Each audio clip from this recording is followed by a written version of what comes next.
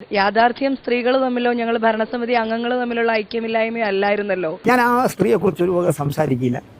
യാതൊരു നാക്കിന് ലൈസൻസ് ഇല്ലാത്ത, ജീവിതത്തിൽ സത്യസന്ധത എന്ന വാക്കിന്റെ അർത്ഥം അറിയാത്ത പറയണൂര് പറയട്ടെ, എനിക്കൊരു പേടിയില്ല.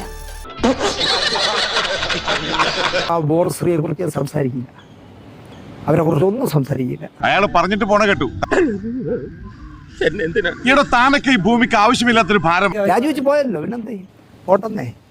അങ്ങനെയൊക്കെയുള്ള കുറച്ച് പോയി ഒരു ശുദ്ധികലശം നടന്നാൽ തന്നെ അമ്മ ചിലപ്പോൾ നന്നാവും.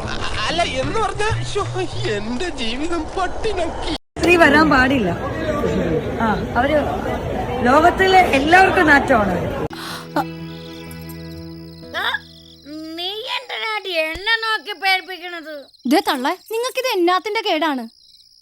എന്തിനാണ് അവർ ഇന്നലെ എന്തൊക്കെയാണ് ഇപ്പൊ പറഞ്ഞത്?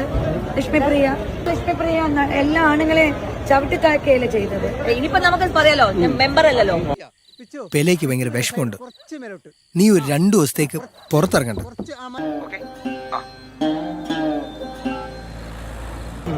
ഇനി അവരെന്തെങ്കിലും പറയട്ടെ, ഇനി അവര് പുതിയ കഥകൾ ഇറക്കാം.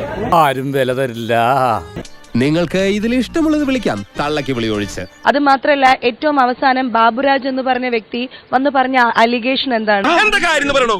കാര്യത്തിന്റെ ഗൗരവം എത്രയുണ്ടെന്ന് മനസ്സിലാക്കിയിട്ട് ഒരു തീരുമാനം എടുക്കുന്നതാണ് എല്ലാവർക്കും നല്ലത്. BJPക്ക് കാൻഡിഡേറ്റ്സിനെ കൊടുക്കാൻ വേണ്ടിയിട്ട് അമ്മയുടെ പ്രസിഡന്റ് ആയിട്ടുള്ള ശ്വേതാ മേനോൻ, ഞങ്ങളൊക്കെ കാൻഡിഡേറ്റ്സ് ആയിരുന്നല്ലോ, ഞാനും അഞ്ജലിയും.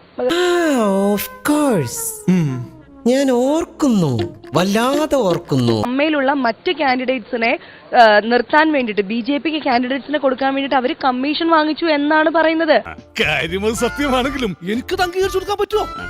ആ നിമിഷമാണ് 7 മണിക്കൂർ പൊരുതി നിന്ന ശ്വേതാ മേനോൻ വേദനിച്ചുകൊണ്ട് ഞാൻ അമ്മയിലെ അംഗത്വം തന്നെ ഉപേക്ഷിച്ച് പോവുകയാണ് എന്ന് പറഞ്ഞത്.